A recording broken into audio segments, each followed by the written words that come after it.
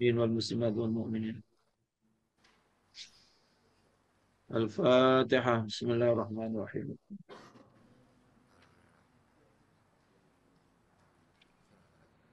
صراط الذين أنعمت عليهم. بسم الله الرحمن الرحيم. الحمد لله رب العالمين. الصلاة والسلام على أشرف المرسلين. يا رحمن يا رحيم يا لطيف يا كريم يا الله يا عظيم يا فتاح يا عليم افتح في فتوح العارفين وفقنا في الدين وعلمنا التأويل واهدنا إلى سواء. اللهم ارزقنا يا رب فهم النبيين وحفظ المرسلين وإلهام الملائكة المقربين في عافية يا رب. وصلى الله عليه والحمد لله رب العالمين.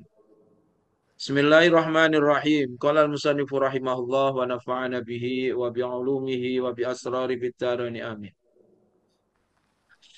Lanjutan tentang bab mimpi. Ya.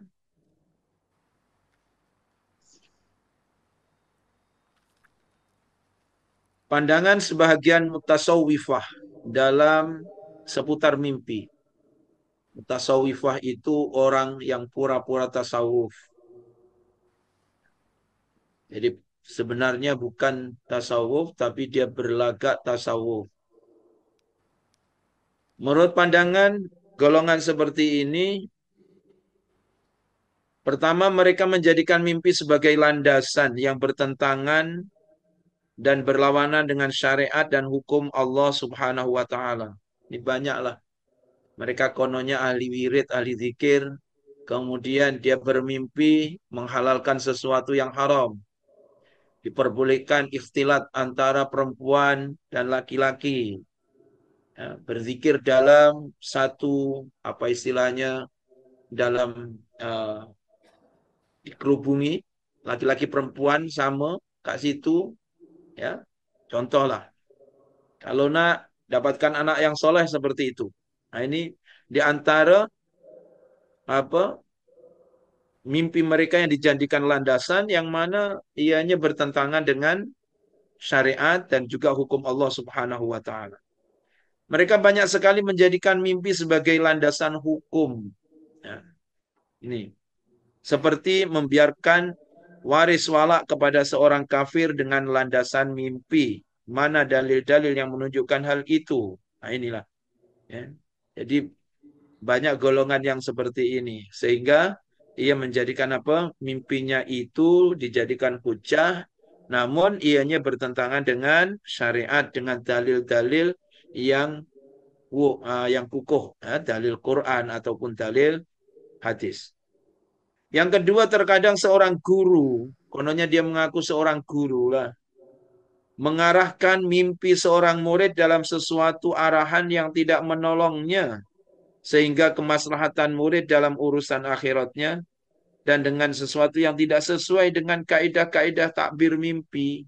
Nah, jadi karena dia ta'assub dengan gurunya, maka dia menceritakan mimpi itu kepada gurunya, tapi karena gurunya itu bukan ahli mentakwili mimpi, akhirnya ia ditakwil dengan sesuatu yang justru tidak menolong untuk kemaslahatan muridnya.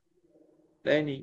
Jadi asal ditakwil akhirnya justru menyusahkan ataupun apa namanya eh,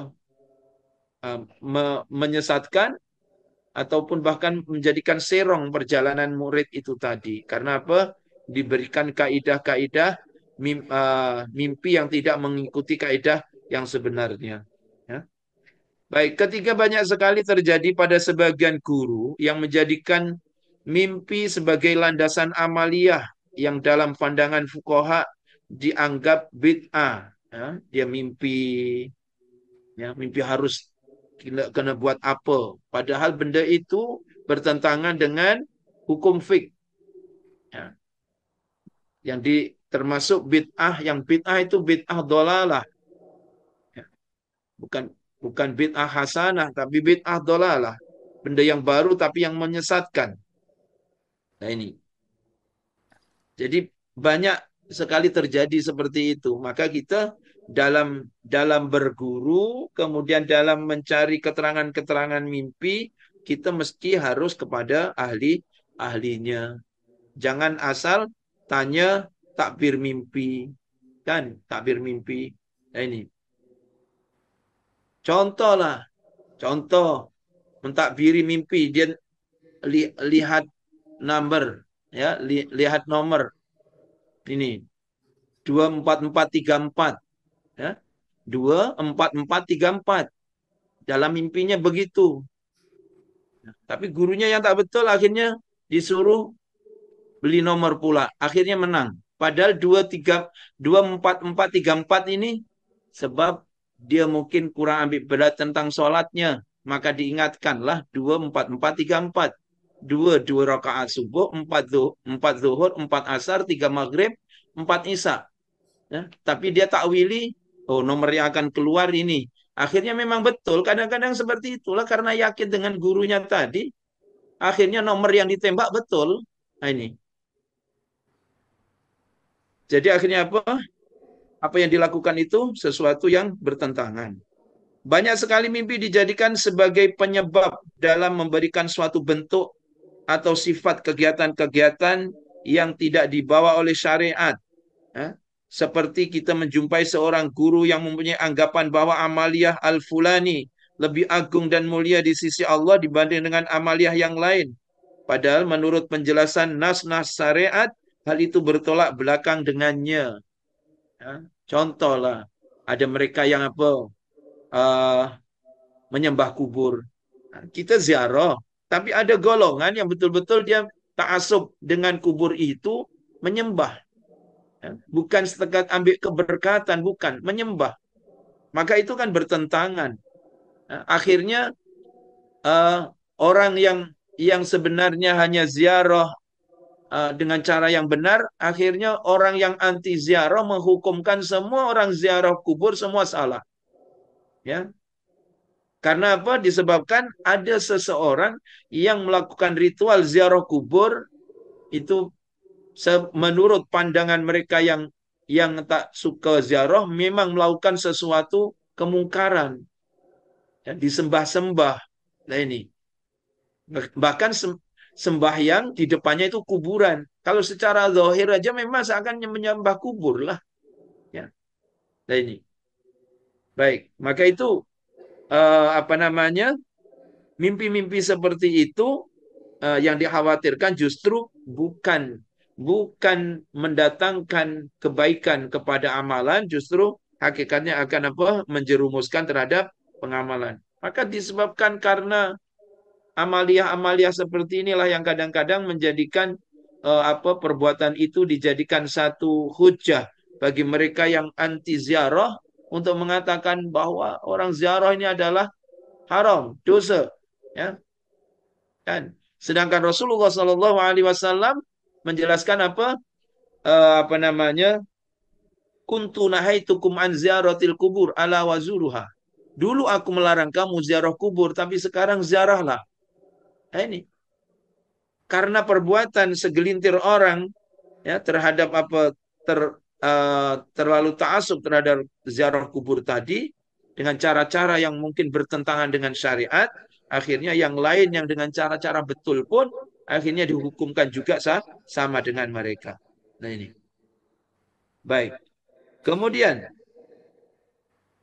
demikianlah kami temukan ya bahwa mimpi yang dialami oleh orang yang bersuluk kehadirat Allah dan lainnya terkadang menjadi penyebab kesalahan dan kekeliruan dalam syara. Nah ini, sehingga suatu kenikmatan yang besar akan digantikan oleh hal tersebut. Nah, ini.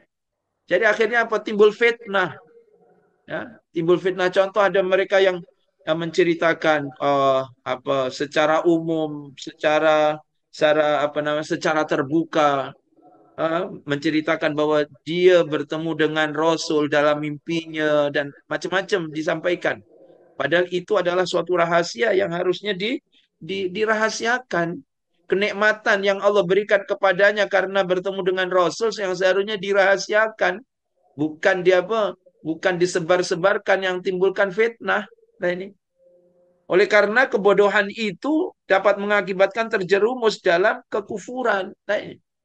Karena tak tahu, ya, karena kebodohannya, maka dia akan terjerumus kepada kekufuran, kesalahan dalam mentakbir mimpi secara syarak ataupun karena kesesatan. Nauzubillah min zalik. Maka kita kena hati-hati. Yang jelas Allah memberikan satu panduan yang mudah. Fas'alu ahla dzikri in kuntum la ta'lamun. Tanyalah kepada ahli ilmu, ahli zikir, ahli ilmu. Ya, apabila kamu tidak tahu. Ya. Maka sekali lagi kita kena tanya, kita tak paham fik, kita kena tanya kepada mereka yang ahli fik. Ya. Kita masalah tasawuf tak paham, kenalah tanya kepada ahli tasawufnya. Sebab tak semua orang mahir dalam semua bidang, kan? Tak semua orang mahir dalam semua bidang. Setiap orang mungkin ada keahliannya, ya. Kalau tanya tentang hadis, tanyalah kepada ahli hadis. Tanya tentang apa namanya fikih, tanyalah kepada ahli fikih, ya. Tentang akidah, tauhid, tanyalah kepada ahli akidah. Nah ini, baik. Demikianlah contoh-contoh yang dapat dijumpai oleh seorang salik, ya, menuju ke hadirat Allah Subhanahu wa taala. Begitulah. Maka itu kena hati-hati, jangan karena semangatnya ingin mendekatkan diri kepada Allah, kemudian datanglah mimpi, dia mimpi, ya, disuruh mengamalkan begini-begini. Nah ini, kadang-kadang itu datangnya mimpi, belum tentu itu mimpi datangnya dari Allah Subhanahu wa taala kan. Nah, ini. Dan bagaimana dengan sebab kebodohan, kesalahan dalam takbir mimpi atau yang lainnya, ia dapat melakukan penyelewengan. Jelas, akhirnya penyelewengan lah. Ya, yang seharusnya kenikmatan yang besar, akhirnya justru berubah jadi penyelewengan. Semua kejadian yang tampak bagi seorang salik yang menuju kehadirat Allah dalam kondisi antara tidur dan sadar adalah ketika seorang salik melakukan riyadhatun nafas. Maka akan tampak baginya sifat ubudiyah, menghamba kepada Allah dalam alam mulki ataupun alam malakut. Nah, orang mungkinlah, ya mungkin karena riyadhahnya kuat, mutihnya kuat, kemudian apa? Baca solawatnya kuat. Nah, malam-malam terus jalan, pasal malam Jumat dia nak kena habiskan 3.000. Ya. Mutih tetap mutih, 3.000 tetap 3.000 contoh lah. Karena apa namanya? Karena rasa cintanya kepada Hadratus Syekh contoh. Maka dia amalkan betul-betul. Kemudian dalam keadaan seperti itu, antara tidur dan sadar, dia macam menerima panggilan. Contohlah, ya, menerima panggilan. Maka bagi mereka yang sudah memahami, mereka tahu itu adalah kalau mana yang baik dia akan terima, mana yang tak baik, ya. Yang jelas yang paling mudah kita contoh adalah seperti apa? Dalam manakib itu, apa yang datang kepada Kanjeng Syekh itu, ah, yang mengatakan apa? Dia menghalalkan apa yang telah diharamkan. Nah, yang mengaku dia adalah Allah menghalalkan apa yang telah aku haramkan. Tapi kemudian Kanjeng Syekh mengatakan ihsa ya la'in. Kenapa Kanjeng Syekh mengusir itu? Karena dia tahu tak mungkin Allah Subhanahu wa taala perintah kepada perkara yang tak baik. Nah ini. Baik, jadi seringlah mereka-mereka yang dalam keadaan riyadhah, kononnya riyadhah lah, kan? Kalau dulu di Jawa banyak kan orang bertapa, ya bertapa. Nah, kemudian didatangilah siapa-siapa mendatangi. Nah, nanti terus dia bilang apa? Cukup, kamu sudah dekat dengan Allah. Mulai sekarang dihalalkan semua benda-benda yang dulu diharamkan. Kamu boleh minum khamar, kamu boleh berzina, dan lain sebagainya. Nah ini, itu yang bahaya. Ya. Nah, ini. Sebab apa? Takut yang datang itu adalah syaitan ataupun iblis. Baik. Faedah semua kejadian tersebut bagi Saleh adalah ia akan melihat ahwal perilaku baik itu juga kelebihan, kekurangan, keluhuran, rindu atau wujudu pada manazil dan maqamat, tingkatan-tingkatan yang luhur dan rendah, kebenaran dan kebatilan. Nah, itu semuanya adalah tingkatan seseorang. Macam mana kerinduannya kepada Allah, macam mana ketenangannya kepada Allah. Kan? Nah, ini. Kalau begitu dapat suara tanpa rupa aja, aku halalkan semua apa yang kamu haramkan. Langsung dia mengatakan, yes, sekarang aku udah bebas, makan apa-apa. Itu habislah. Berarti dia akan tersesat. Nah ini. Jadi itu semua adalah untuk melihat ahwal, perilaku batin bagi orang salik tadi itu. Akan lebih kehati-hatiannya, macam mana kerinduannya. Nah ini. Dan dengan semua kejadian tersebut akan dapat diketahui sifat mana yang lebih dominan. Sifat seorang salik tadi itu yang mana yang lebih dominan? Apakah sifat-sifat nafsu? Ya, sebab dalam diri kita ini ada sifat nafsu, ada sifat binatang, kan? Sifat binatang buas, apa sifat binatang buas? Suka gaduh.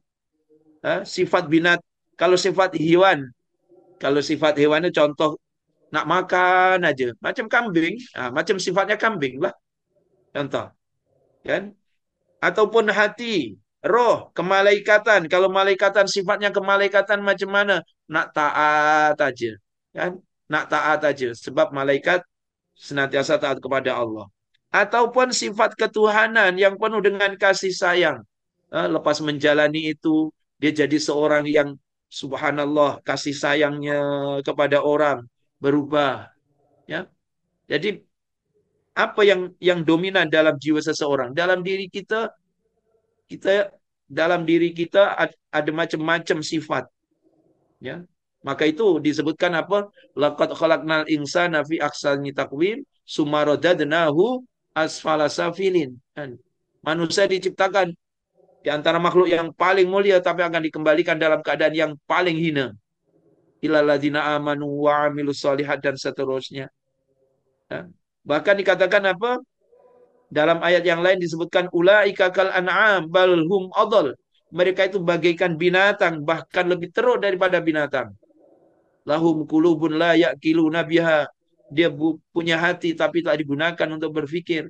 Punya mata tidak digunakan untuk melihat kebenaran. Punya telinga tidak digunakan untuk mendengarkan kebenaran dan lain sebagainya. Ini.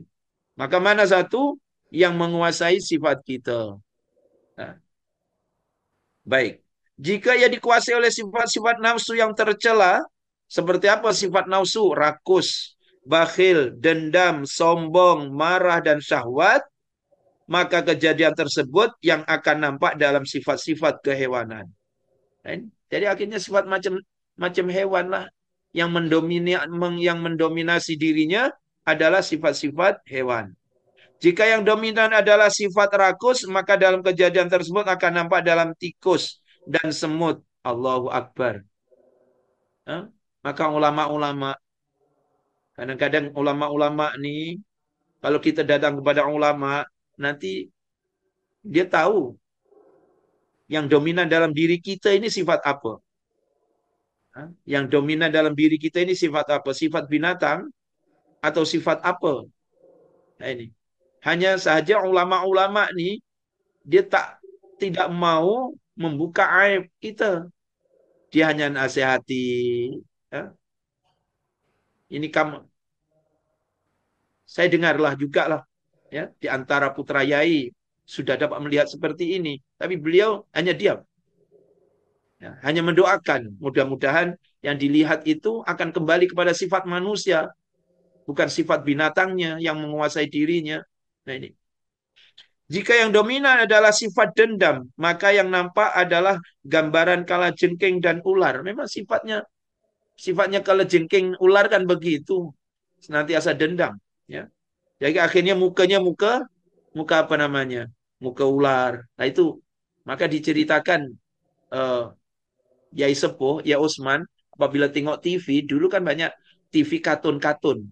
Apabila tengok katun yang cakap-cakap itu, Ya Usman nangis. Apabila ditanya kenapa Yai menangis, itulah gambaran manusia. Ya, itulah gambaran manusia. Ada yang sifatnya macam sifatnya kambing, sifatnya harimau, sifatnya ular. Jadi hakikatnya apa yang kita tengok ke TV yang semua boleh cakap-cakap, itulah hakikatnya. Gambaran-gambaran manusia. Ya, kalau yang memang asli manusia, ya manusia. Kan? Tapi kan kadang-kadang ada manusia cakap-cakap dengan kambing, manusia cakap-cakap dengan tikus. Kan? Itulah gambarannya. Jadi apa yang kita lihat itulah gambaran manusia sebenarnya.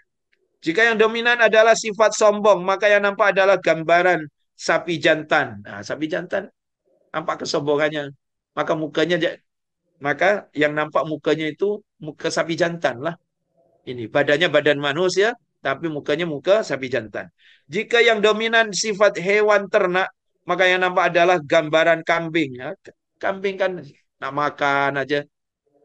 Jika yang dominan adalah syahwat, maka yang nampak adalah gambaran khimar. Ya. Khimar, ya itu gambaran apa binatang yang syahwatnya kuat. Jika yang dominan sifat binatang buas, maka yang nampak adalah gambaran binatang buas. Mungkin nampak dia itu serigala ke, muka serigala, muka harimau, contoh. Jika yang dominan adalah sifat setan, maka yang nampak gambaran setan, kera, iblis, dan cecunguk. Cecunguk, apa orang Jawa jadi genderuwo. Dan jika yang dominan adalah sifat rekayasa dan makar, maka yang nampak adalah gambaran kelinci dan rubah. Wallahu naudzubillah min zalik. Nah, inilah. Maka kena hati-hati kalau kita ziarah kepada ulama-ulama yang hebat-hebat.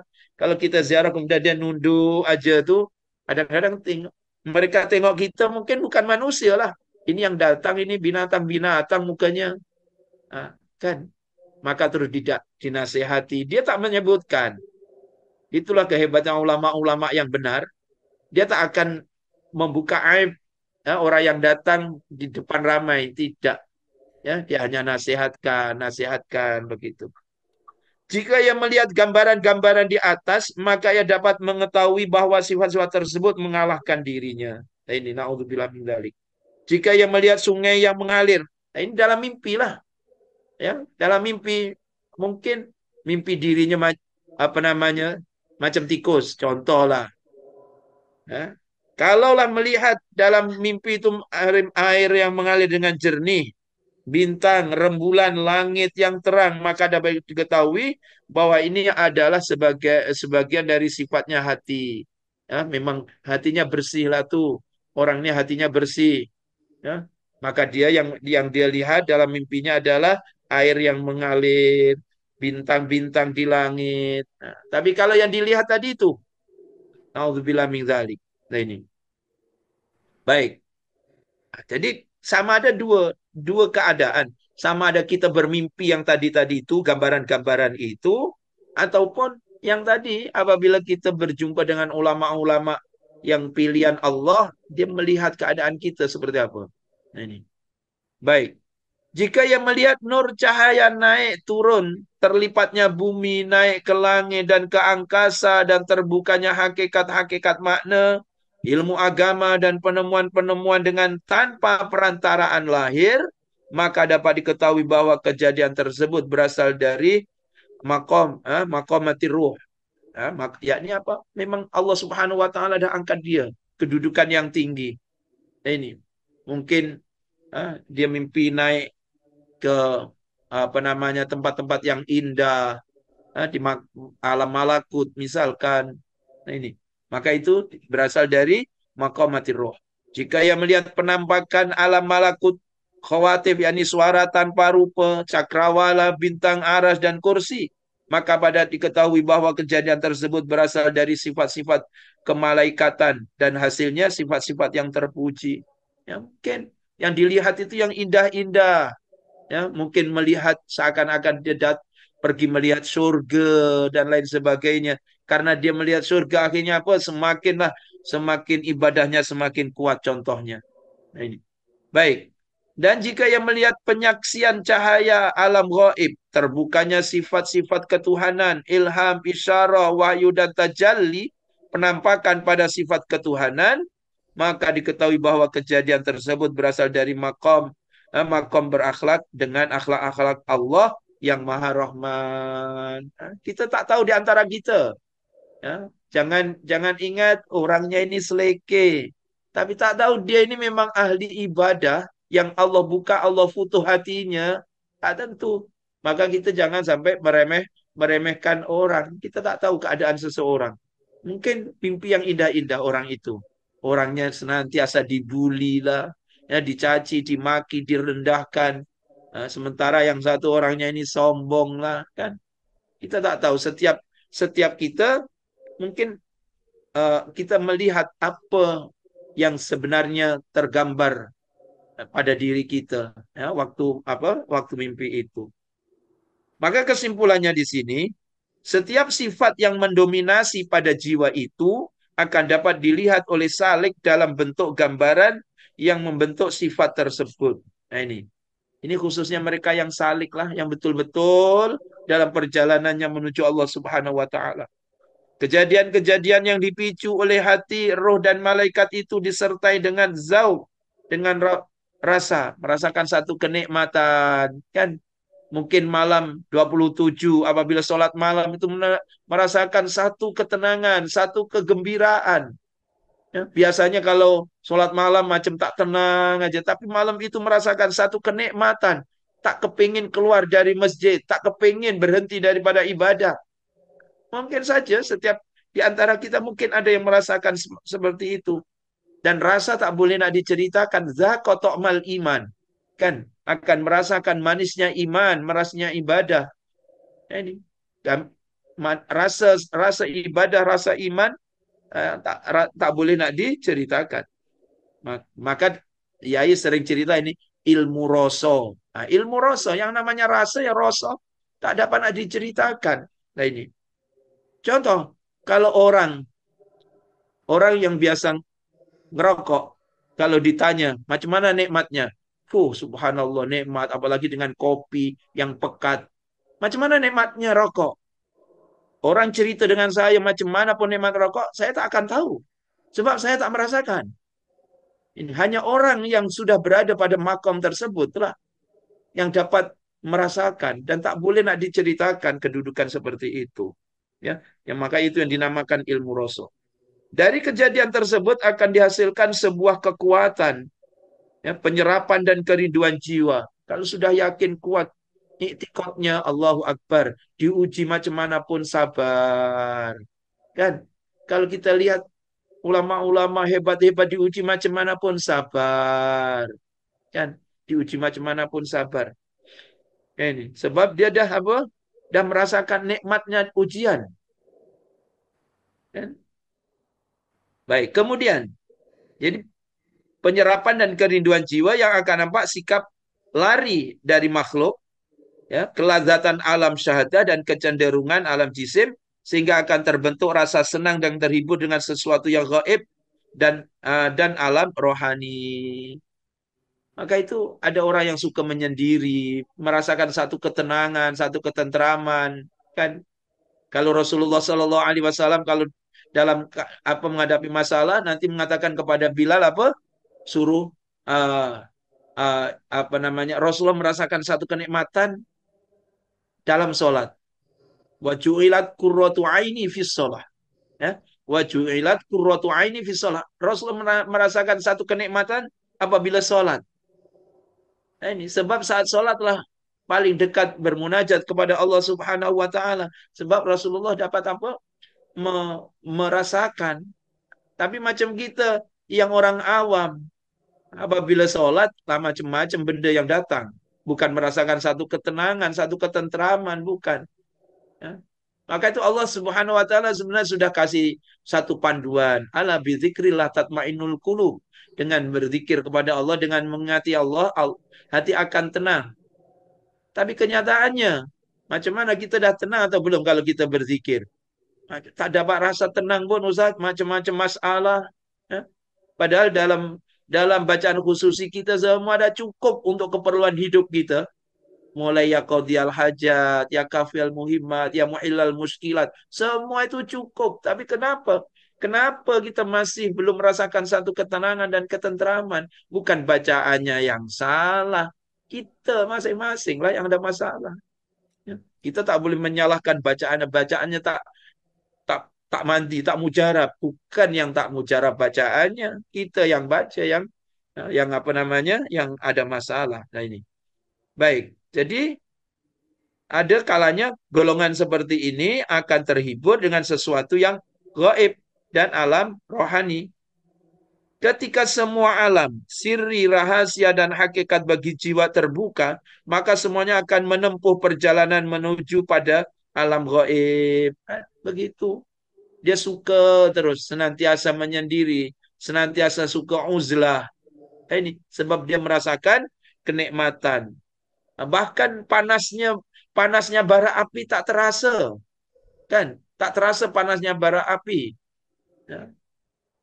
Macam kita, uh, aircon tak di apa? Tak dibuka, kipas tak dibuka, dah terasa panas. Kenapa? Belum merasa menikmati. Ini. Dan setelah itu ia akan meraih musyahadah, ya. Yakni ketika cermin hati menjadi jernih, mengkilap dan hilang karatnya dengan la ilaha illallah. Ini yang kita kepingin. Maka dikatakan apa? Kenapa? Apa bezanya kan? Kalau membaca solawat banyak, sejuk hati. Tapi kalau membaca zikir banyak, panas. Kenapa panas? Sebab la ilaha illallah itu likulli syai'in sikalah wa sikalatul qalbi zikrullah. Sekala sesuatu itu ada pencuci dan ah, pencuci hati adalah zikrullah. Salah satunya adalah dengan la ilaha illallah. Maka la ilaha illallah itu rasanya panas. Kan begitu. Nah, ini mengkilap dan hilang karatnya. Jadi di antara cara menghilangkan karat dengan la ilaha illallah likulli syai'in siqalah wa siqalatul qalbi zikrullah. Maka akan nampak semua cahaya gaib sesuai dengan kejernihannya masing-masing.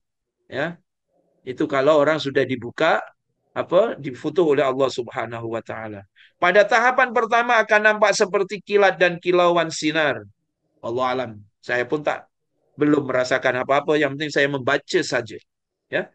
Pada tahapan pertama akan nampak seperti kilauan dan kilauan sinar, lalu seperti lampu, lalu seperti cahaya lilin, lalu seperti cahaya obor, lalu seperti cahaya bintang, lalu seperti bulan tanggal 1, lalu seperti bulan purnama, lalu seperti matahari. Jadi semakin jelas, semakin jelas, semakin jelas. Kemudian hanya berupa cahaya-cahaya yang murni, ya, dan menjelaskan ini. Dan menjelaskan sifat-sifat tersebut sangat panjang sekali. Nah, ini Hadratus Syekh memang ada ahlinya, kan? Lalu setelah itu merupakan tajaliat, penampakan-penampakan keagungan, kebesaran, keindahan dan kemuliaan Allah Subhanahu wa taala, dan akan diikuti dengan muka syafat, terbukanya mata hati. Nah, dapatlah melihat macam-macam hatinya, walaupun zahirnya Ka'bah Batam, tapi matanya dapat tengok Ka'bah. Pasal terbuka, langsung dibuka oleh Allah Subhanahu wa taala. Ya. Kemudian sampailah pada makom ma'rifat yang hakiki. Nah ini. Baik. Dan untuk lebih jelasnya sebaiknya pelajari kembali dan tahqiqkanlah dalam kitab Al-Ibris, Zakhairil Muhammadiyah, Tarbiyatuna Ruhiyah, Jami'ul Usul dan semisalnya. Banyak kitab-kitab yang menjelaskan tentang perkara tersebut. Jika kami tidak takut memperpanjang pembahasan, kata Hadratus Syekh, dan malas, serta tidak khawatir bosan dan jemu, maka kami akan menuangkan dan meluaskan dalam pembahasan yang dikutip para imam-imam yang luhur, ulama al-muhaqqiqin, dan para masyayikh ad-dalin. Dan insya Allah penjabaran ini sudah cukup bagi yang menerima dengan lapang dada. Walhamdulillahi Rabbil Alamin. Itulah di antara penjelasan Hadratus Syekh tentang masalah mimpi. Yang jelas kita jangan sampai meremehkan mimpi, sebab mimpi itu adalah merupakan isyarah dari Allah Subhanahu wa taala. Apatah lagi bagi mereka-mereka yang memang dalam saat riyadhah, ya, dalam suka bermunajat, suka mujahadah, ya, suka bangun malam. Kemudian kalau mimpi itu merupakan isyarah-isyarah yang indah, ya, yang kalau kita tak tahu penjelasan daripada mimpi itu, kenalah tanya kepada ahlinya sehingga kita tidak terjerumus dalam memahami makna mimpi yang kita mimpikan. Wallahu a'lamu bishawab. Begitulah ikhwan akhwat yang dirahmati Allah. apa yang boleh dikongsikan pada malam hari ini. Untuk baca Fatihah, yang pertama pada mereka yang telah kembali ke rahmatullah, kita tujukan pada Rasul Sallallahu Alaihi Wasallam, pada keluarganya, sahabat-sahabatnya dan pengikut sahabat yang hingga ke hari kiamat, tak lupa kepada guru-guru kita, kepada keluarga kita, kepada ikhwan akhwat kita bil khasah, kepada almarhum Kiai Nabhan. Ya, muka-muka Allah Subhanahu wa taala terima kebaikannya, Allah ampunkan kekhilafannya, dan Allah tempatkan bersama hamba-hamba Allah yang saleh, insyaallah. Al-Fatihah.